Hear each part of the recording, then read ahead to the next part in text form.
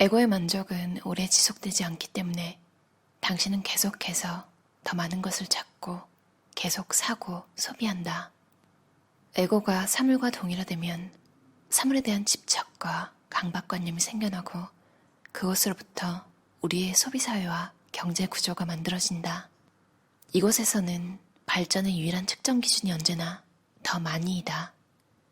더 많이와 끝없는 성장을 위한 이 억제되지 않는 분투 노력은 하나의 기능장애이고 질병이다.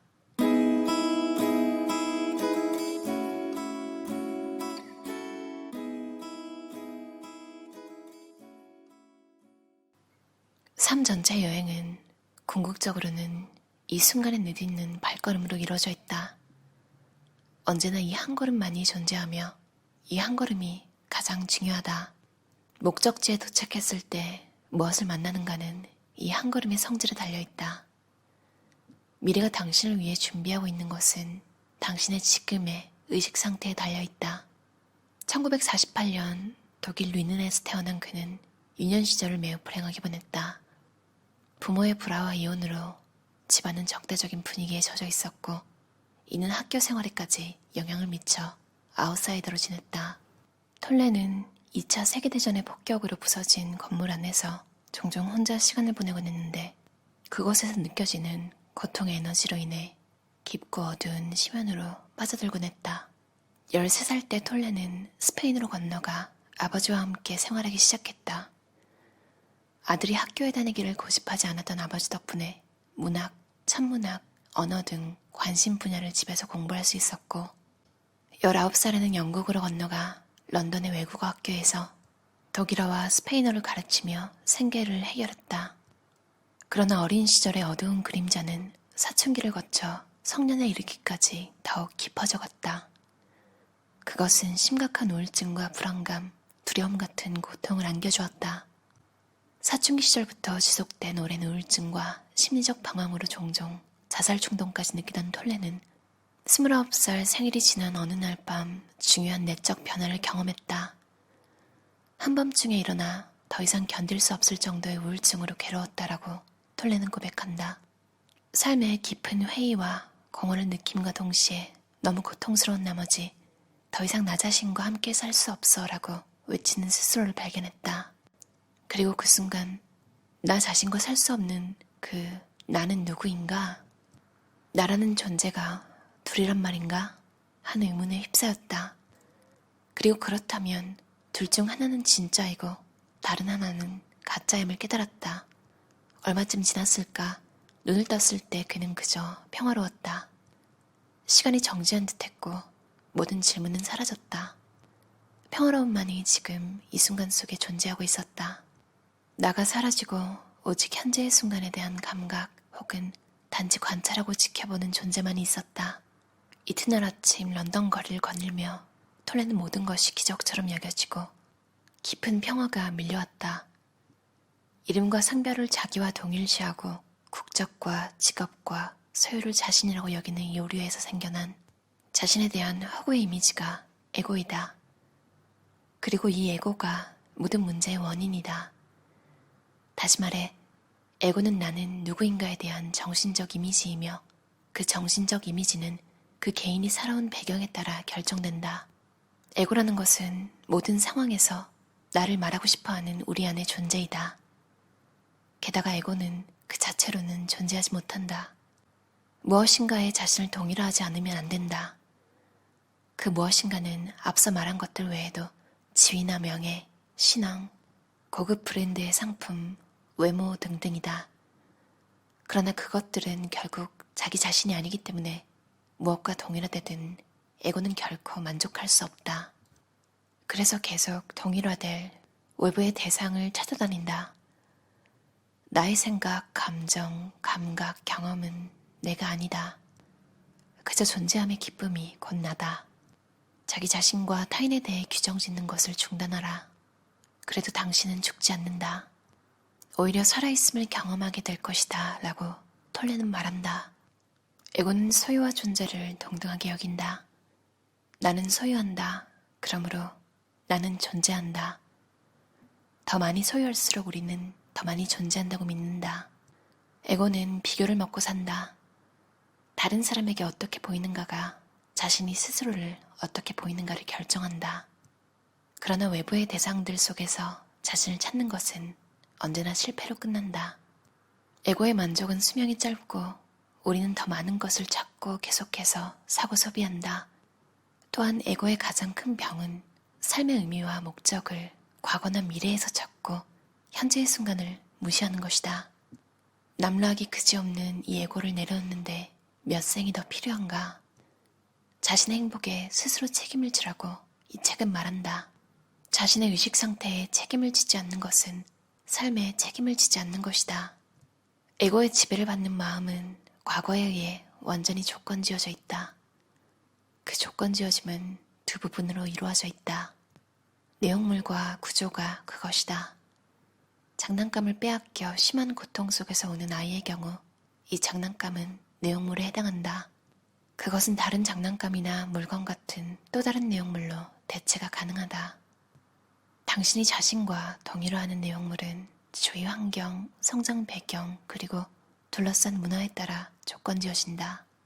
아이가 부자이든 가난하든 그 장난감이 나무로 만든 동물 같은 것이든 정밀한 전자제품이든 잃어버렸을 때 오는 고통은 차이가 없다. 왜 그런 극심한 고통이 일어나는가? 그 이유는 나의라는 단어에 있으며 이것은 구조적인 문제이다. 대상과의 연결을 통해 자신의 정체성을 강화하고 싶어하는 무의식적인 강박관념은 에고의 지배를 받는 마음의 구조에 단단히 박혀있다. 에고가 존재하게 만드는 가장 기본적인 마음 구조들 중 하나가 동일하다. 가장 기본적인 차원에서 정체성의 대상은 물질이다. 나의 장난감은 훗날 나의 자동차, 나의 집, 나의 옷 등이 된다. 나는 물건들 속에서 나 자신을 찾으려 하지만 결코 완전하게 성공하지 못하며 결국 그것들 속에서 나를 잃어버리는 결과로 끝이 난다. 그것이 에고의 운명이다. 물질과의 동일화. 광고업계에 종사하는 사람들은 실제로 필요 없는 물건을 억지로 사게 만들기 위해서는 그것을 갖고 있으면 자기 이미지가 혹은 다른 사람에게 보이는 이미지가 달라진다고 소비자가 생각하게끔 만들어야 한다는 것을 알고 있다. 예를 들어 이 제품을 쓰면 한결 돋보입니다. 그러니 좀 더 당신 자신이 될 수 있습니다. 하고 말하면 된다. 많은 경우에 사람들은 제품을 사는 것이 아니라 자신의 정체성을 높여주는 상품을 사는 것이다. 유명 디자이너 상표는 집단 전체가 알아보는 정체성 중 으뜸 가는 것이며 당신이 구매하는 것이 그것이다. 유명 디자이너 상품은 가격이 높기 때문에 독점적이다. 당신이 자신과 동일시하는 그것들은 모두 에고의 내용물과 관련된 것이다. 역설적이게도 이른바 소비사회를 계속 유지시키는 것은 인간이 물건에서 자기 자신을 찾으려는 시도가 매번 실패로 들어간다는 사실이다. 에고의 만족은 오래 지속되지 않기 때문에 당신은 계속해서 더 많은 것을 찾고 계속 사고 소비한다. 물론 우리의 표면적인 자아가 살고 있는 이 물질 차원에서 물건은 필요하고 살아가는데 필수적이다. 집, 옷, 가구, 도구와 연장, 탈 것이 필요하다. 게다가 아름다움과 고유의 품질 때문에 높이 평가되는 것도 있을 것이다. 우리는 물건의 세계를 이유 없이 경멸해서는 안 되며 존중해야 한다. 그러나 우리가 사물들을 자아 강화의 수단으로 사용한다면, 즉 사물을 통해 자기 자신을 찾으려 한다면 우리는 실제로 사물을 존중하는 것이 아니다. 에고가 하는 일이 정확히 그것이다. 에고가 사물과 동일화되면 사물에 대한 집착과 강박관념이 생겨나고 그것으로부터 우리의 소비사회와 경제구조가 만들어진다.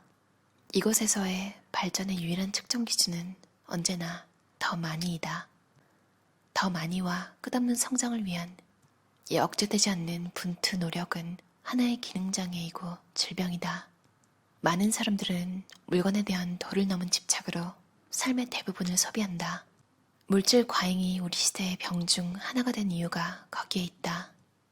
자기 본래의 존재의 삶을 더 이상 느낄 수 없게 되면 인간은 물질로 삶을 체류하기가 쉽다. 하나의 영적 수행으로서 나는 자신이 물건들의 세계와 맺고 있는 관계를 한번 관찰해보라고 제안하고 싶다.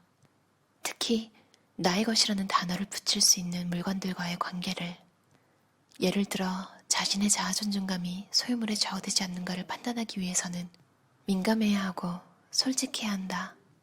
자신을 중요한 인물이나 우월한 사람으로 느끼게 하는 특정한 물건들이 있는가? 그것들을 갖고 있지 않으면 당신보다 많이 소유하고 있는 사람들에게 열등감을 느끼는가? 다른 사람의 눈이나 스스로의 눈에 자기의 가치를 끌어올리기 위해 은연중에 자신의 소유물을 암시하거나 과시하진 않는가? 누군가가 당신보다 더 많이 갖고 있을 때, 혹은 소중히 여기는 소유물을 잃어버렸을 때 화가 나고 불쾌해지거나 어느 정도는 자신의 자아의식이 위축된 것을 느끼는가? 물건의 가치를 인정하고 소중히 여기는 것은 좋지만 거기에 집착을 느끼면 그것이 에고임을 알아차려야 합니다. 그러면 자신의 소유물에 자부심을 갖거나 자기보다 더 많이 가진 사람에 대해 분하는 감정을 갖는 것은 잘못된 일인가? 전혀 그렇지 않다.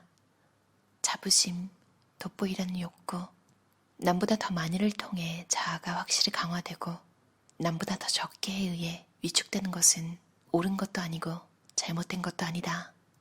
그것은 단지 에고일 뿐이다. 에고는 잘못된 것이 아니며 단지 무의식일 뿐이다. 자신 안에 있는 에고를 관찰할 때 당신은 그 너머로 가기 시작한다. 에고를 너무 심각하게 받아들이지 않는 것이 좋다. 자신 안에서 에고의 행위를 감지하게 되면 미소 지으라. 때로는 소리내어 웃어도 좋다. 인류는 어떻게 이토록 오랫동안 이런 것에 사로잡혀 있는 것일까? 무엇보다 먼저 에고는 개인적인 것이 아님을 알아야 한다. 에고는 당신이 아니다. 에고를 개인적인 문제라고 여긴다면 그것은 단지 더 에고일 뿐이다. 에고는 소유물과 자신을 동일시하지만 소유가 주는 만족은 비교적 깊이가 얕고 수명이 짧다. 내면에는 뿌리 깊은 불만족과 불완전한 느낌, 아직 충분하지 않다는 느낌이 숨어 있다. 에고가 나는 아직 충분히 갖고 있지 않다라고 말하는 것은 나는 아직 충분히 존재하지 않는다 라고 말하는 것이다. 어떠셨나요? 너무너무 유명한 에크하르트 톨레의 삶으로 다시 떠오르기라는 책이었어요. 류시원님이 옮기셨고요. 출판사 연금술사에서 나왔어요. 신기하게 제가 요즘 이런 문제에 직면해 있었거든요. 물건 부분이 아니라 뭔가 자기계발 같은 거에 좀 중독이 돼 있었던 것 같아요. 그러니까 제가 지금 하고 있는 일이나 제가 선택한 지역이나 누가 강제로 보낸 거 아니잖아요. 강제로 일하라고 하고 제 인생에 제가 지금 맡고 있는 것들은 다 제가 선택한 것들인데 불만족스러운 기분이 들 때 과거를 생각하는 거예요, 자꾸. 그리고 미래를 생각하고 아, 이거 말고 다른 거 할 거야 막 이러면서 또 근데 사실 그게 되게 불행한 거거든요. 과거에 이러지 않았다면 과거에 이래서 이런 거야. 미래에는 내가 다른 걸 하고 있을 거야. 지금 벌려놓은 일도 있는데 이걸 마무리를 해야 되는데 자꾸 다른 생각을 하면서 현실 도피라는 거예요. 나는 단순하게 살기로 했다. 사사키 우뮤 씨가 책에 적어놨잖아요. 여러분이 다니는 회사나 그런 곳에 여러분이 입사 지원을 하지 않았으면 거기 있을 리가 없잖아요. 사람이 정말 만족이 되게 쉽게 잊혀지는 것 같아요. 그것 때문에 되게 괴롭다고 해야 되나요? 이런 마음이 있었는데 이 책을 읽고 나니까 아, 이게 정말 안 좋은 거구나. 에고의 가장 큰 병은 삶의 의미와 목적을 과거나 미래에서 찾고 현재의 순간을 무시하는 것이다. 너무 소름 돋았어요. 이 문장이 지금 제 마음을 딱 알아차리게 해준다고 해야 되나요? 그런 느낌이 들었어요. 인생은 원래 고통스러운 거래요. 그 와중에 할 일을 하다 보면 이제 고통스러움이 잠깐 가실 때 그게 행복이라고 해요. 이렇게 생각하니까 마음이 너무 편하더라고요. 내가 너무 행복이라는 것을 과대평가한 게 아닌가. 물건은 내가 아니다. 미니멀리즘 책에 많이 나온 이야기잖아요. 이렇게 영적인 깨달음을 주는 책에서도 보니까 또 다른 의미로 와닿았어요. 여러분은 충분히 가지고 있고 여러분은 충분해요. 이렇게 말해주는 책이었던 것 같아요. 그럼 오늘도 들어주셔서 감사합니다. 편안한 저녁 시간 보내세요.